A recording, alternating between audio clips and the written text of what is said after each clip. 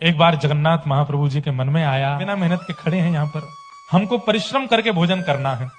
महाप्रभु जगन्नाथ जी बोले, माधव दास जी मेरी इच्छा हो रही है। बोले क्या? मेहनत करके भोजन करना है। बोले क्या करोगे? बोले चोरी करने जाएंगे। माधव दास जी बोले वाह, अरे ऐसी मेहनत करोगे, चोरी करके खाओगे?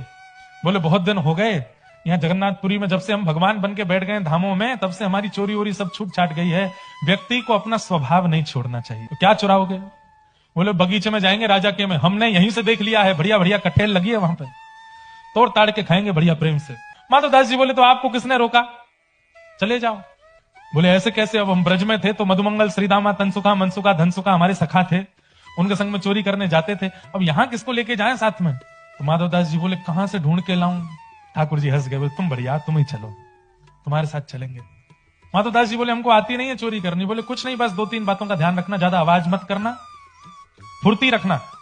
रात्रि का समय हुआ, छोटे से बालक का रूप धारण करके महाप्रभु जगन्नाथ जी आ गए बाहर। माधव दास जी ने जैसे ही देखा, आहा, छोटे से गोपाल जी, कमर पे फेंटा बांध करके, हल्का सा पेट निकला हुआ है, छोटे छोटे चरण हैं, छोटे छोटे हाथ हैं, बड़ा बड़ा मुख है, बड़े बड़े नेत्र हैं, और कारी सौल ओढ़ करके आए हैं, केवल आंख ही आंख दिख रही हैं और कुछ नहीं दिख रहा है। माधव दास जी के कंधा पे बैठ गए, बोले चलो चोरी करा के लाओ। और ठाकुर जी पहुंच गए राजा के बगीचे में। माधव दास जी बोले क्या करना है? बोले आवाज नहीं करनी और थोड़ी फुर्ती रखनी है, ध्यान रखना, बाकी मैं हूं, सब संभाल लूंगा। कटहल के पेड़ के नीचे पहुंच गए। बोले कौन से वाले पे चढ़ना है, इस पे कि उस पे? ठाकुर जी बोले धीरे बोल, आवाज कर रहा है। इतने में माली अपना डंडा उठा के बोले मैं बताऊं कौन से पे चढ़ना है, कहां है, दिख तो सही मुझको, कहां है चोर? ठाकुर जी बोले देख ये माली हमको पकड़ लेगा, घना बड़ा बगीचा है, घने जंगल है, थोड़ी धीरे धीरे बोलो, फुर्ती रखो थोड़ी। बोले अब क्या करें?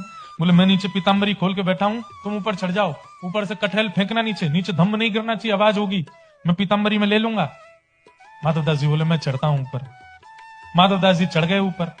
चढ़ने के बाद ऊपर कटहल देख के उनको पता नहीं चले कौन सी वाली पकी है कौन सी कच्ची है, तो ऊपर से बोले हे महाप्रभु कौन सी वाली तू इनमें से?